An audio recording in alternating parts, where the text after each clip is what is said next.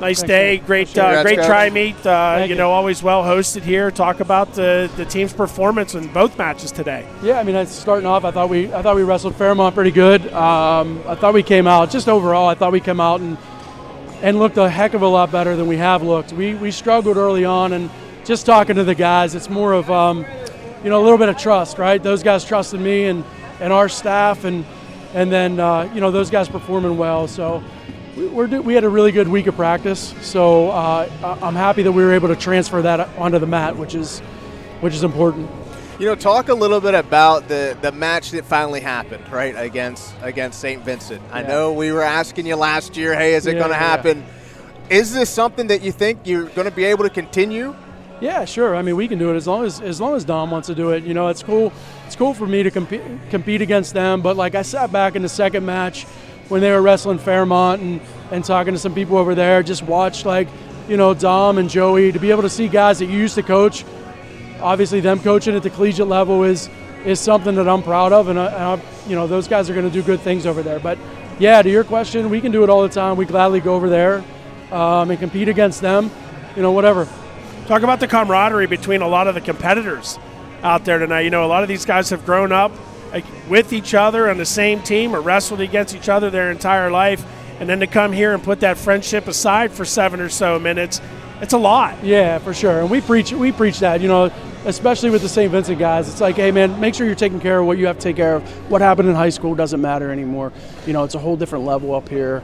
And I think some of our guys really took that to heart. I think there were some guys that, if you would look at credentials, like high school credentials versus high school credentials, there's some matches that we probably, wouldn't be favored in, but we came out and wrestled really hard.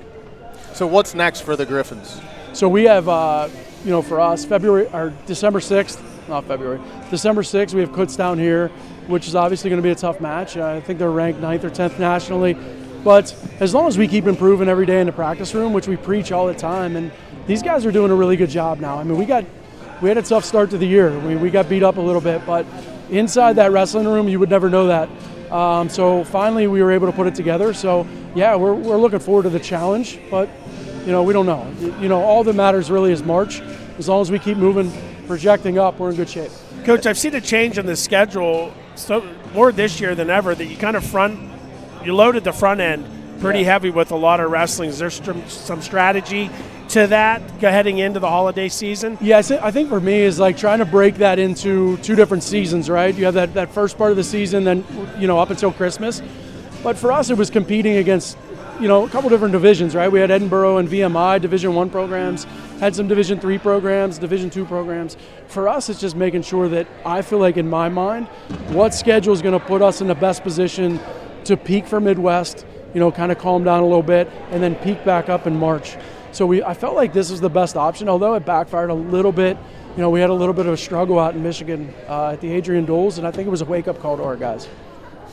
You good? Yeah, I mean, you stole my thunder. I was gonna ask you about the schedule and just making sure that your guys are battle-tested and ready for the end of the season.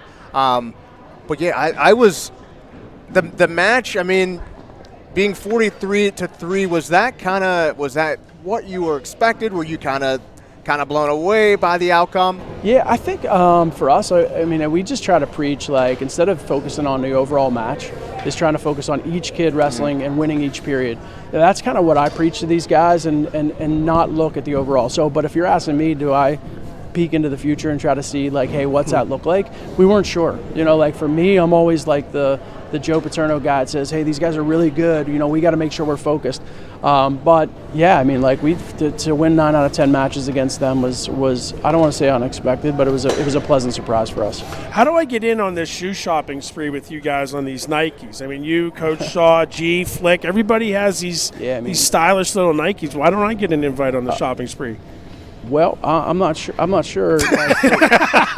for me, I'm not sure. For me, it gets me in the doghouse a lot because every time the Amazon or the Nike, sometimes it's not good. But I love shoes, man. Like, because sometimes I don't look real good. So if my shoes look good, someone once told me like watches and shoes are the key, and I'm not. Obviously I don't have much hair left, so I try to get people to focus away from this area and look down. So that's the way it is, right?